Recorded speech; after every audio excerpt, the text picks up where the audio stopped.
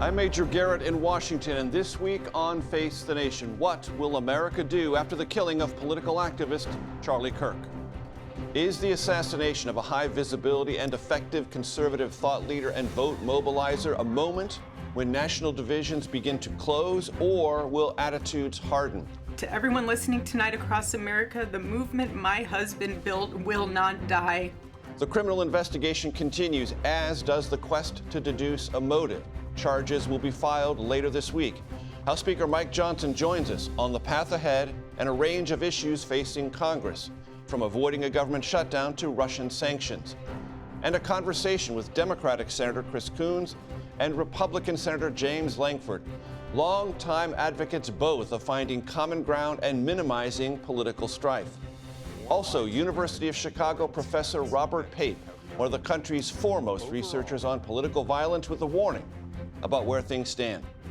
Then, as consumers turn gloomy and the job market freezes up, high expectations for a Federal Reserve rate cut. CBS News business analyst Jill Schlesinger will break it all down. It is all just ahead on Face the Nation.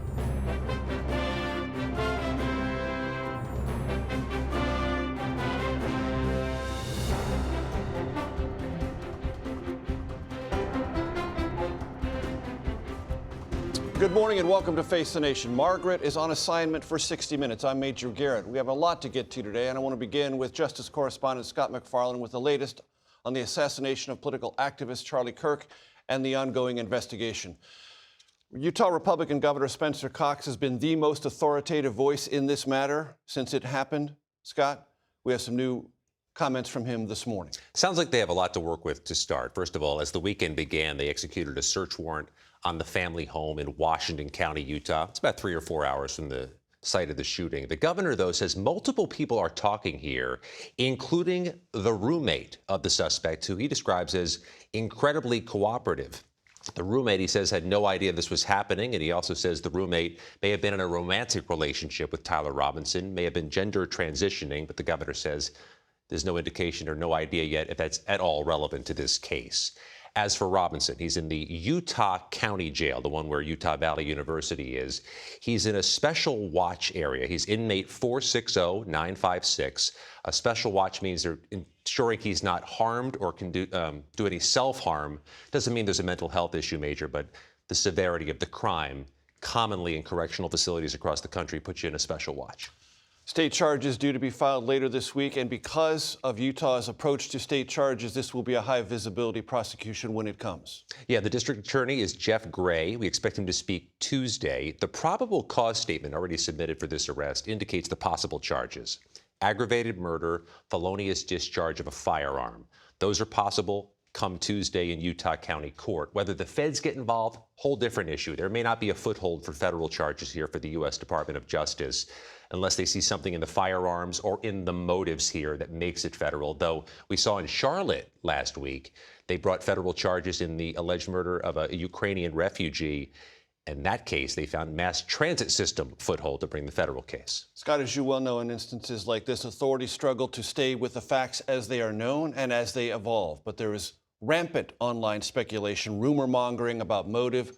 Authorities still very early in the stages of trying to identify one if it exists. And can be properly characterized. And it's happening at a moment of change. Inside the U.S. Department of Justice, the FBI has new leadership, and this really is a first big test for the new FBI leadership, and the grades are incomplete right now. It was the father who seems to have turned in his son in this case, and the FBI director was caught with some social media posts that were conflicting with other information, saying a subject was in custody, then a subject was released. And the FBI director also posted this weekend, against all law enforcement recommendations, we released that video of the suspect. The governor of Utah today said, we certainly never recommended against releasing video. So there's some questions to answer for the FBI as this week begins. A little bit of tension there. Scott McFarland, thank you very much. We turn now to Speaker of the House, Mike Johnson, who joins us this morning from Baton Rouge, Louisiana. Mr. Speaker, it's good to see you. I appreciate your time.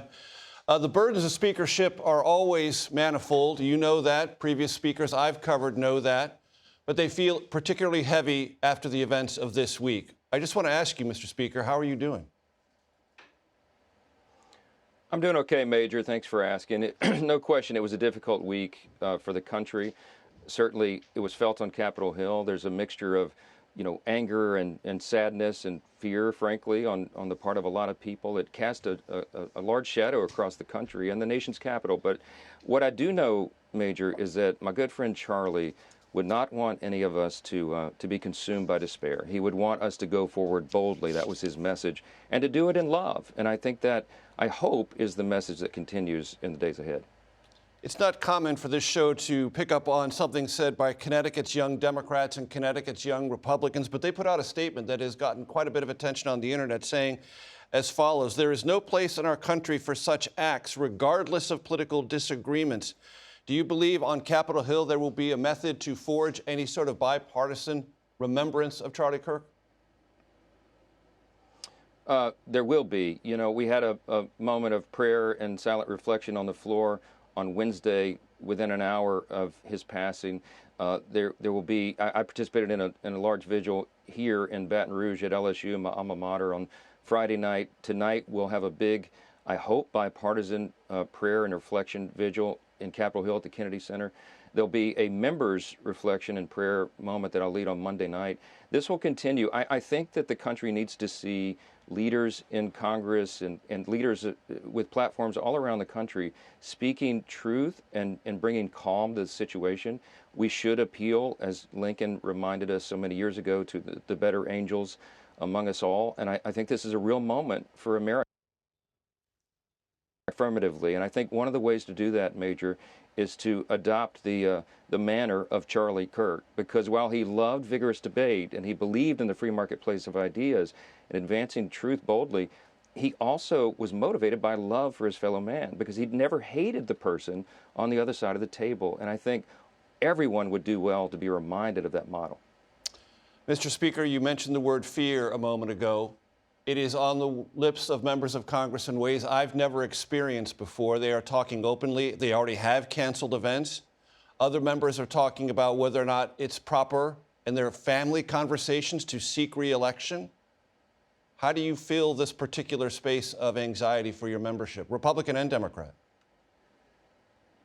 Yeah, well, I've been talking with a lot of them over the last few days about that and trying to calm the nerves, to assure them that we will make certain that everyone has the level of security that's necessary, that the resources will be there for their residential security and their personal security. We're evaluating all the options for that, but also to be reminded that it does take a certain measure of courage to step out and to lead. I mean, our first responders do it every day, our members of the military do it every day, and political figures as well. But I think if we all adopt these practices together and we turn down the rhetoric, we cease with this idea that policy disputes are somehow an existential threat to democracy or the republic. We stop calling one another names. I mean, calling people Nazis and fascists is not helpful. Look, there are some deranged people in society, and when they see leaders using that kind of language, so often now, increasingly, it spurs them on to action. We have to recognize that reality and address it appropriately. And I'm heartened to know, Major, and to see that many of my colleagues on both sides of the aisle are stepping up and saying that and addressing it. I think this could be a turning point, frankly, to use Charlie's term, for the country, and I hope that's true. Would that turning point, from your vantage point, Mr. Speaker, because I know you had a long conversation with President Trump, extend to the White House itself? Well, of course, look, the president knew Charlie very well. He was like a family member to the Trumps. Many of us felt that close association with him, and he admired Charlie's approach to public debate, and you've heard him say that publicly.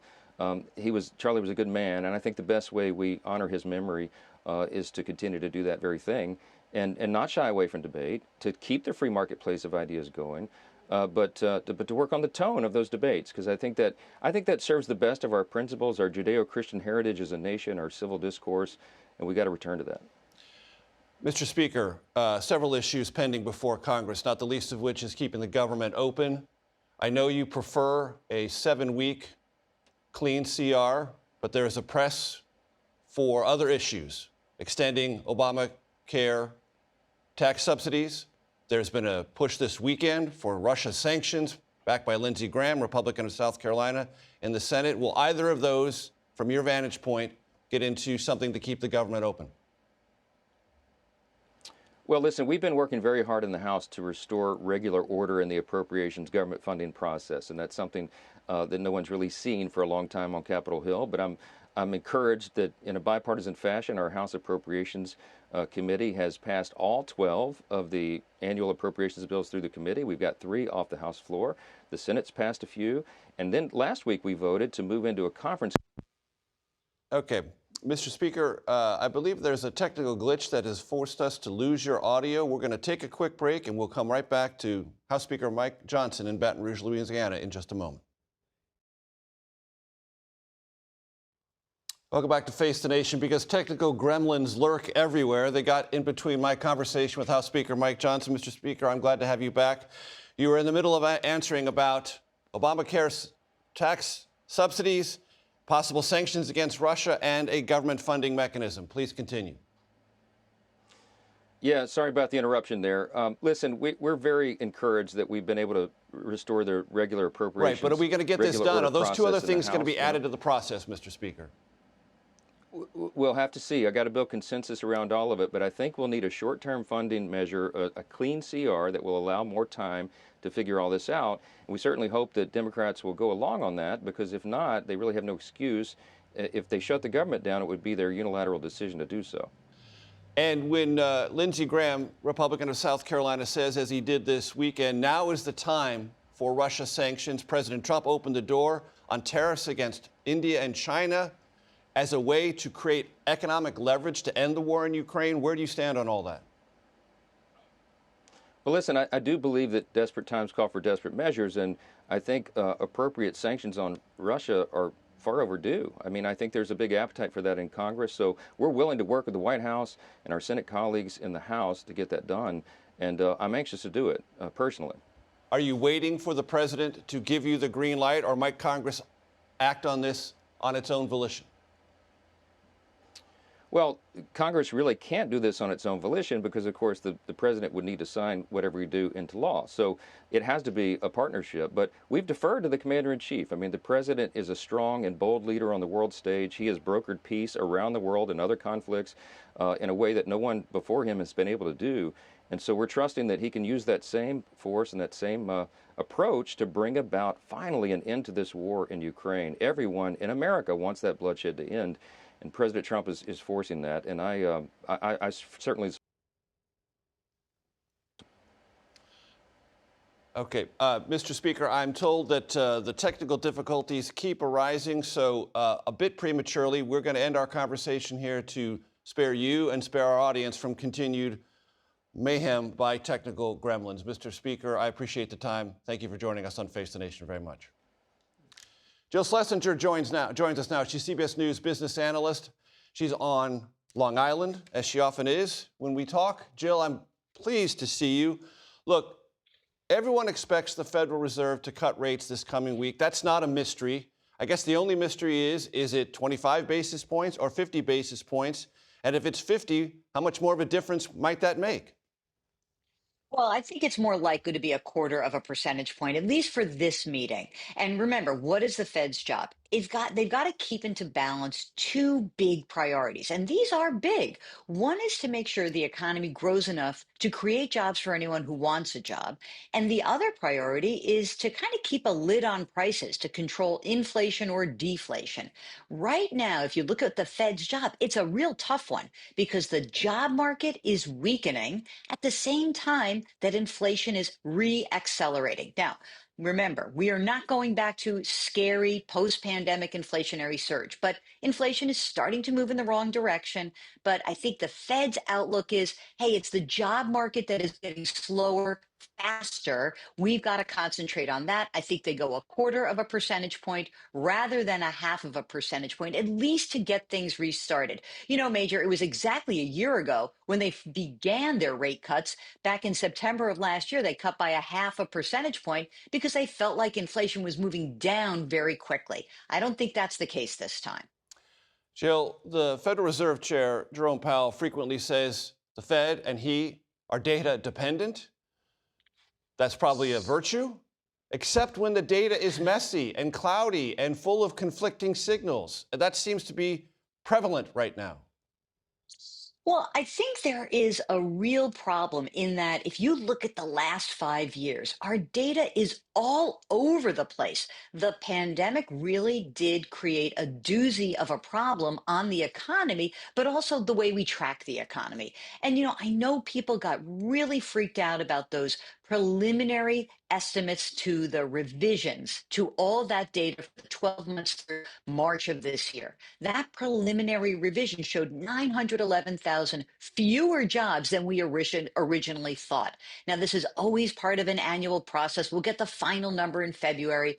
But what I guess is important is there are so many different aspects to what's going on in the economy right now. The cross currents are really difficult. So, yes, we know the labor market is weakening, but we're not seeing widespread job losses, thank goodness. There is no evidence that we are in a recession currently. The economy is growing, but we do have that niggling problem of prices starting to rise again. And I think that that price increase because of those tariffs, because of certain aspects, even the service economy, I think that's a real cross currents. And to be clear, the Fed, the amazing people who work there, the amazing economists that are out there doing the research, so many of them say to me, you know what? This is the most difficult time to judge the next steps of the economy in the last 40 years. Jill, as you know, there's a phrase going around describing the job market, and it goes as follows: no fire, no hire. What does that mean practically for somebody in the job market or just graduating from college trying to break in? Yeah, this is a very difficult labor market. I mean, granted, we are not like we are in a recession. We are not seeing widespread layoffs, thank goodness. There are pockets of layoffs that are happening in different sectors. We are seeing contractions. We're seeing people who are retiring and those jobs not being refilled.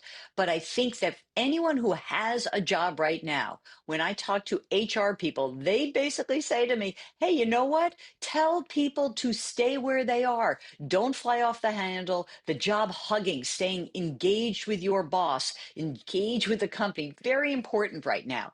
If you are seeking a job, you know where the jobs are right now. We see the most activity in healthcare, health services. So if you're somebody who is trained to do one job, try to find a job in the sector at least that is adding positions. I might be a programmer and I might not have an ability to get a job at a big tech company. Maybe I go to a big hospital chain. These are the kinds of things we have to kind of get outside of ourselves.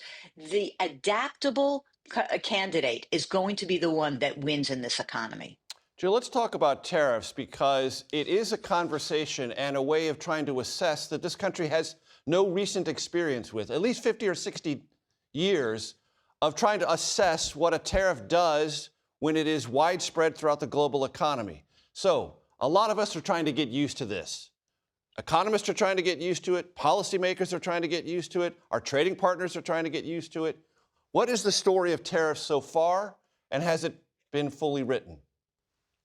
Nothing fully written. So very important here, because when those tariffs were announced in April and then they were moved higher and then they were frozen for a while, the story was an uncertain one. I think it's that cloud of uncertainty that was really hanging over the labor market over the past 4 months.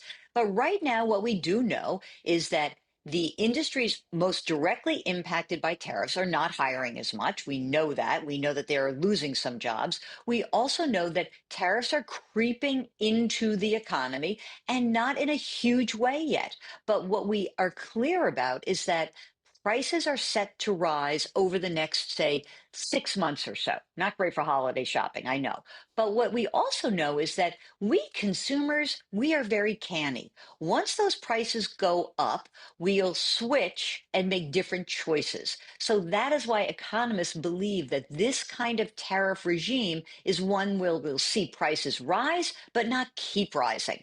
Now, that doesn't really help you if you're going out and shopping. I understand that. But maybe the best news that I can have is that you're not going to feel like you did from the year 2021 to 2022, where it just felt like prices were going up, up, up, up, up. It is likely to be that prices and the consumer price index, from the way that the Fed looks at this, the PCE index, these measures of inflation will start to rise over the next few months. Then they'll kind of steady. But the problem, Major, is that consumers are going to be stuck with price levels that are higher. And I think that is going to be very hard to swallow for anyone who's in the lower to middle earning category. Joe, one other part of the economic scenario I want to discuss with you, because when people talk about inflation, they say, just tell me what energy cost is and I'll tell you what inflation is going to be. But yet there's a dual reality there. Natural gas and prices at the pump are down, but electricity paid for by consumers, either businesses or at home, are up. Yeah, I mean, the great news is that prices at the pumps, okay, totally happy with that. Everyone's good. The price of crude oil sort of in the low 60s, no problem. That the electricity story is a story of artificial intelligence, because to build artificial intelligence, it needs a lot of energy in terms of electricity, or in the form of electricity. That's why you were seeing those prices go up. But again, what I have come back to over this process of the last few years, the last 5 years of all these different impacts on the economy, we've never been here before. And so what I want to try to emphasize is that we can't hang our hat on what has happened in the past. Right now, I can look at a lot of different companies and say, wow, these companies are making a ton of money. Big technology companies. We are seeing the S&P 500, the NASDAQ, the Dow, all at all-time highs. And you have to reckon that with the problem, the other side of that, which is consumers feel burdened. And I think that's going to be the story of this year and next. How will consumers get out of this? If the labor market weakens from here, I think that's a problem. If we see a resumption of growth and the labor market starts to strengthen, the average worker will be able to afford what's going on in the economy. But it does come down to that labor market. Jill, deeply unfair. 40 seconds. What has AI's influence been on the labor market? Hard to say. In 40 seconds, what I can tell you is not yet. That's the major takeaway, because we know that there are some areas where there's a lot of hiring with its AI. There are companies that are using AI to increase their productivity, but there is no evidence yet that AI is taking everybody's job. So, we got a few minutes to worry about that. A few minutes to worry about that, among many other things. Jill Schlesinger, always a pleasure. Thank you so much for joining us. And we will be right back with a lot more Face the Nation. I invite you to please stay with us. For a daily dose of political news, analysis, and so much more throughout the week, please join me for The Takeout. We're on every weeknight at 5 p.m. on our CBS News 24/7 streaming channel. Also available on our apps, CBS News and Paramount+.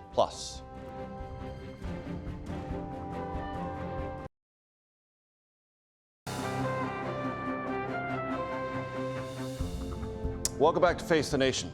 For a look at how Congress may help bridge political divisions in the country presently, we turn to a couple of lawmakers with a lot of experience in that space. Democratic Senator Chris Coons, who joins us from Wilmington, Delaware, Republican Senator James Lankford, who joins us from Oklahoma City. Gentlemen, you have a well-earned reputation both for preaching bipartisanship, taking the rhetorical temperature in Washington and nationwide down a notch or two. Senator Coons, I want to start with you. After the events of this week, do you feel that's harder than ever to achieve? It is. And Major, thank you for a chance to be on with you and with my friend Senator Lankford. The brutal assassination of Charlie Kirk while he was in the middle of a debate on a college campus goes to the very heart of what it means to be American, of the importance of the First Amendment, of free speech. And someone like Charlie Kirk, who is a nationally known figure, who dedicated himself to debate, to engagement with his political adversaries, should not have paid with his life for the opportunity to speak out. No matter how much I might deeply disagree with his political views, the idea that he would be killed in such a grotesque and public way has to bring all of us to reflect about how hard it's getting, because the internet is an accelerant. It is driving extremism in our country. It's driving us apart, left and right, and leaders like Senator Lankford, Governor Cox, have an obligation and an opportunity to join with leaders from my party in urging folks to set aside any thought of political violence and to respect each other, even as we keep advancing our political differences through discourse. Senator Lankford, do you ever at times feel as if your appeals for better angels, calmer rhetoric, more bipartisanship is shouting into an internet void? It is, because the algorithm pushes people to the most extreme. The algorithm is all on social media is always pushing who's the angriest, who's the loudest, who says the craziest thing. That's what gets repeated over and over and over again. So anytime that there is cogent dialogue or an issue on something where people may disagree, but they're having a civil conversation on it, that gets pushed aside towards someone that's just angry and focused. This is somewhat human nature to be able to say we disagree.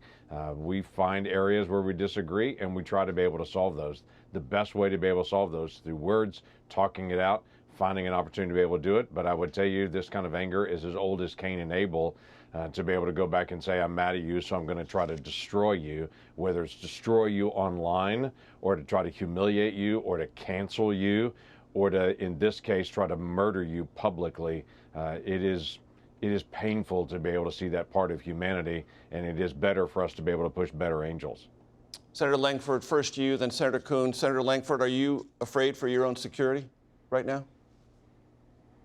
I am attentive to my own security. How about that? For myself and for my family, my staff and I have to talk through each public event, but we've had to do that for a while.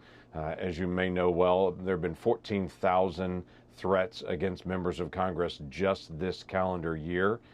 This is not new, but it continues to be able to rise, as we've seen Democratic lawmakers in Minnesota in their own home have a home invasion to be murdered in their home, as we've seen a governor in Pennsylvania have his home set on fire. It's not just public events, it's also in our private spaces as well, that we're keenly aware that there are people that are irrational, that do irrational acts. Senator Coons? I agree that for all of us who serve in public life, whether it's leading a nonprofit or a church, teaching in a school, or being a public advocate, someone engaged in public debate, as Charlie Kirk was, the risk is getting higher. And to have to worry about the safety of your own family, if you step forward to serve as a judge, if you write editorials, if you lead a nonprofit, or if you serve in Congress or run for president, to have to worry not just about your own physical safety, but the safety of your spouse and children, I think weakens our ability to have good and robust debates, to have a well-led nation, and to demonstrate to the world that we're a nation committed to free speech, but where we reject political violence. So, of course, anyone in public life today is more concerned about the tragedy in Utah, about the incidents that Senator Lankford just referenced, the attempt to kidnap the governor of Michigan, to assault Speaker Pelosi's husband, the shooting of Steve Scalise, and the shootings at other members of Congress. The recent incidents have gotten worse and worse, and I think I know the reason.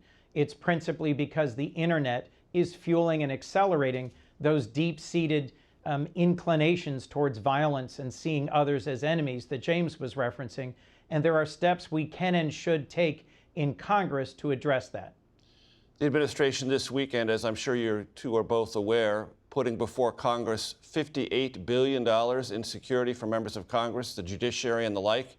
Senator Coons, do you believe Congress will be disposed to agree to that? I hope that we will step up and invest more. I just hosted a bipartisan event last week on protecting state judges, and we had state judicial leaders from across the country, from Delaware and Texas and many other states, talk about harrowing incidents and tragic killings of members of the judiciary. I hope we will invest in securing our public life, because incidents like this tragedy in Utah, like the murder of Melissa and her husband Mark Hortman in Minnesota, frankly, fuel further anger in our country. And the ways in which folks are then taking the horrific images of these incidents and propagating them on the internet adds fuel to the fire. We can and should pass bills, as we just did. Senator Cruz and Senator Klobuchar worked together to pass, and President Trump signed into law, the Take It Down Act, to remove some of the most harmful pornographic revenge porn images from the internet. And we have a bill right in front of us, the Kids Online Safety Act, that's broadly bipartisan, that we should pass to help reduce some of the risks and harms to our families and our country from the internet. Senator Lankford, I misspoke. That's $58 million, not $58 billion, but it's a substantial sum. Yeah, it is a substantial sum. What was funny was I was going to actually correct you on that to let you know it's an M, not a B on that particular one. But it is something to be able to set aside and say, what are we doing? It's not, it is about the person and their family, but it's also about the title. It's about the task, because that person represents that state, that part of the nation, that particular task. My wife and I often talk about the fact that I have this title of senator for a season. Someone else had it before me. Someone else will have it after me. But while I have it, I'm a steward of that task and that responsibility. And so when we're talking about protecting judges and protecting individuals, it's not just their personal safety. It is really declaring to the nation that we believe that these tasks are hard, that there should be intense debate, that we have very different perspectives. Chris Coons and I are very close friends, but we have very different ideas on some things. But we have the ability to be able to represent our individual states and set of ideas, and to be able to talk those two things out, and to be able to bring things together and say, I know areas where we disagree. Where do we agree? How can we solve it? That is where we are at our best as Americans, is to say we don't oppress each other. We try to be able to find our common ground and to be able to move forward as we can. But as Chris has mentioned, the Online Kid Safety Act is a great piece of legislation to be able to protect our kids. We are seeing people radicalize online on social media and through the internet in the United States by other Americans and by the algorithm that's there.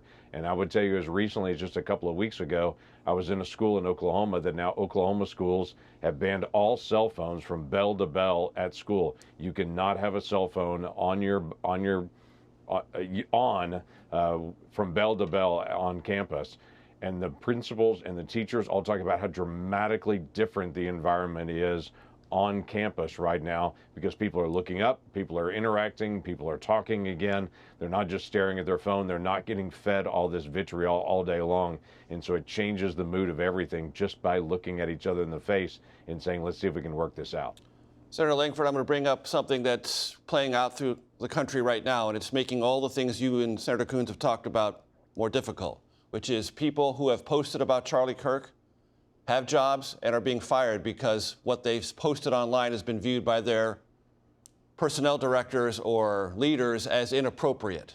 At any governmental level or in the private sector, are you comfortable having someone fired for an utterance about Charlie Kirk's death? Yeah, this is about protecting the individual businesses, and what people are seeing is this cancel culture that still persists, that if you voice something that becomes a big pushback from the community, the employer will step up and say, hey, you're about to kill our business based on what you're saying online. Everyone has to understand what they say privately online can get connected to their business. We have a veterinarian clinic in Oklahoma City right now that one of the veterinarians posted something just absolutely horrific about now we're culling out the sick ones right after Charlie Kirk was murdered, that now there's been big pushback through that veterinary clinic. Because people are saying, okay, this is the person, do I want to do business with that person if they have that belief? So this is part of the challenge that we have with social media and with employments. Employers are going to say, don't hurt our business based on the foolish things that you choose to say to be able to say online. Senator Coons, how about within the federal government? Well, the way James put it there, I think, is a good balance between it's okay to have codes of conduct to say to an employee, you shouldn't be speaking out on behalf of this company or this department of the federal government, where your role, for example, requires that you be trusted and that you not take partisan political positions. One of the challenges of the intersection of the line between social media and one's conduct on behalf of the government is that today we can see into your internal views. But it's not that new. So let's imagine that you're a career federal prosecutor or you're a judge. Historically, there have been clear rules against engaging in partisan politics while you're performing those functions. The internet just makes it easier for folks to police and punish those who make statements that are considered extreme or out of the mainstream. Cancel culture is a real challenge to us, to balancing free speech with positions of responsibility, and we have to find our way through this together in a way that offers some grace and humility while celebrating the free speech that is the foundation of our republic and urging people to think twice before they post things that are outrageous online. Senator Lankford, the country is going to look to Congress here in the next couple of weeks to avert a government shutdown, also possibly extend soon to expire Affordable Care Act subsidies that help people afford insurance. In this climate and with those eyes of the nation upon Congress, how do you expect that to play out? I expect us to be able to solve the budget issues, which the American people expect to be able to do as well. These are hard issues. We're sent to be able to do hard things. We should do hard things on it. We should not, first and foremost, have a government shutdown. We have $37 trillion in debt right now. We should have hard conversations about debt and deficit, but they shouldn't be during a government shutdown. What we're currently arguing right now about is a 7-week extension on the current budget spending, to say we're not changing anything, but for the next 7 weeks, let's just hold it until we get a longer budget agreement and can actually come to agreement. What has been floated is a $300 billion requirement by some of my Democratic colleagues to say, if we don't spend an additional $300 billion, we're not going to keep the government open the next 7 weeks. This is also a subsidy, an insurance subsidy that was put in place during COVID and just after COVID to say, due to the healthcare issues around COVID, we're going to extend additional insurance coverage that's there. COVID and the crisis of COVID is now passed on it. It's difficult to say we should spend an additional $300 billion just to stay open the next 7 weeks due to a COVID emergency at this point. So yes, we'll have hard conversations, but let's have it. Let's talk it out. Let's figure it out. Senator Coons, you're going to get the last word. Respond to Senator Lankford on that. Well, this is an area where Senator Lankford and I disagree. We are both appropriators. We both want to find a way to work together to keep the government open.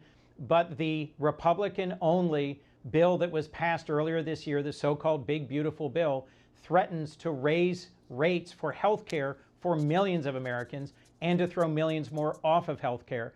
I think there are ways we can reduce the harm to Americans' health care through the appropriations process.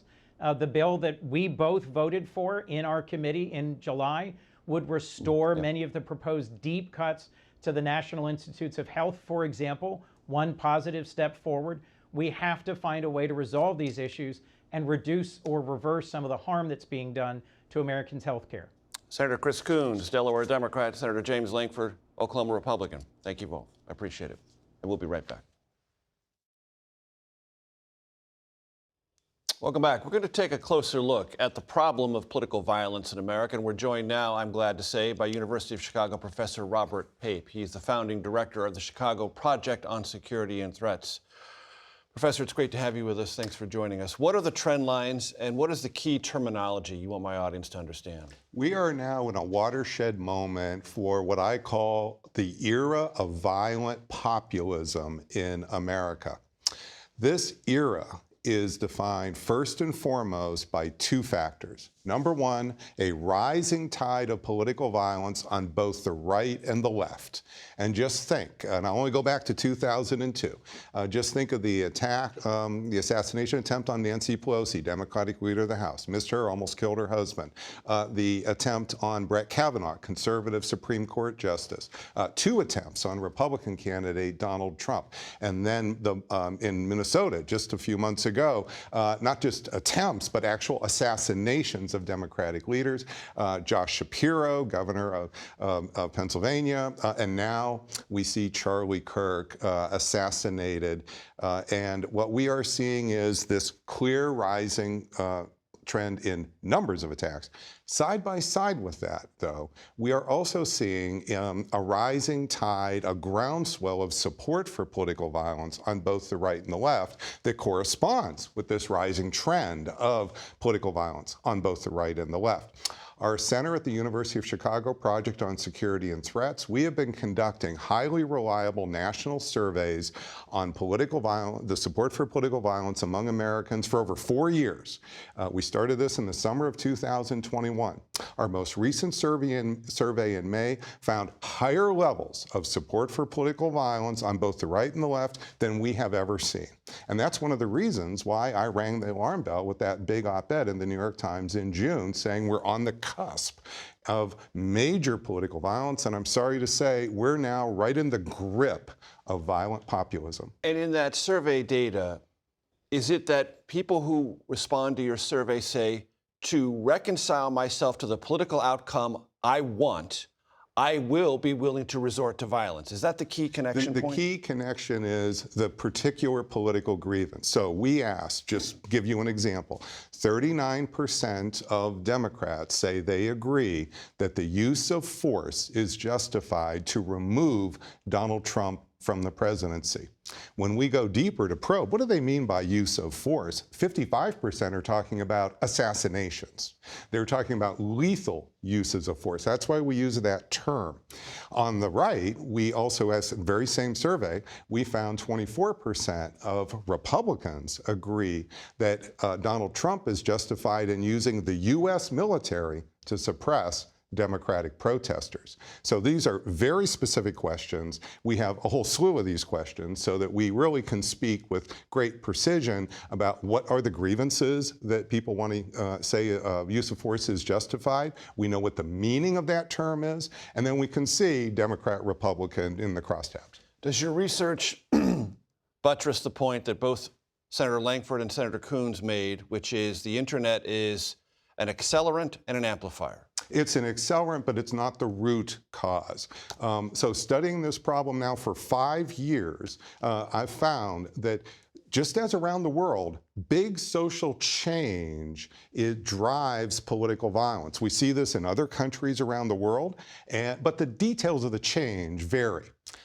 We are now moving for the first time in our country's 250-year history from a white majority democracy to a white minority democracy. In 1990, we were 76% non-Hispanic white. Today, we're 57% non-Hispanic white. It will be another 10 years, maybe 15, if we deport a lot of those undocumented illegal immigrants before we make the transition to a truly white minority democracy. Well, this generational change has happened, it started about 10 years ago. We're the real tipping point generation, and corresponds with the rise of Donald Trump, why his issue of immigration is meteoric, why it's morphed from immigration meaning stop people crossing the border to now deporting mass numbers of people, because there are people on the right who want to stop or reverse this, and also the virulent reaction to Donald Trump on the left, on parts of the left, who want to keep this going. This is really the taproot, and that's why we need to expect this, left to its own devices, will get worse and be with us for 10 years. So this is a demographic story that is creating a political backlash that gets amplified and accelerated online. Do I have that right? You've got it exactly right. And these are why it's not the internet is not important. It's a reinforcing factor. And there's in other words, it's too simplistic to say it's the internet. Exactly, because that's why a few years ago, people challenged my findings and they said, oh, no, we'll just deplatform people. So the problem here is just the internet. So we're going to deplatform X, Y, and Z. We deplatformed X, Y, and Z, and you know what? Didn't miss a beat. And the reason is because, yes, it is an additional, it's like throwing gasoline on the fire, but the internet is not the fire itself. There's something going on which is really radicalizing our politics. And I'm sorry to say, this is a story that we've seen around the world in other countries, other time. And so this is the social change leading to radicalized politics that changes winners and losers in our society for real. And that's leading to political violence. Professor, it has always been a hallmark of this country. We have sort of thought about ourselves as having this experiment that has lots of differences of opinion, spasms of violence, but in the end, we reconcile and we move forward. Are you any more or less optimistic about that and that underlying assumption about the core ability of America than you were previously? The future is in our hands. This is not locked in with destiny. That said, if we do nothing, this will keep getting worse.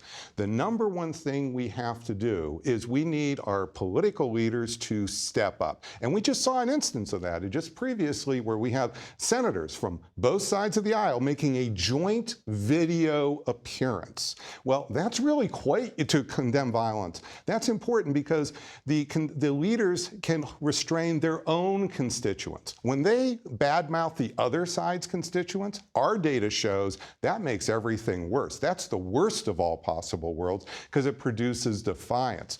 We need to step that up. What would step that up?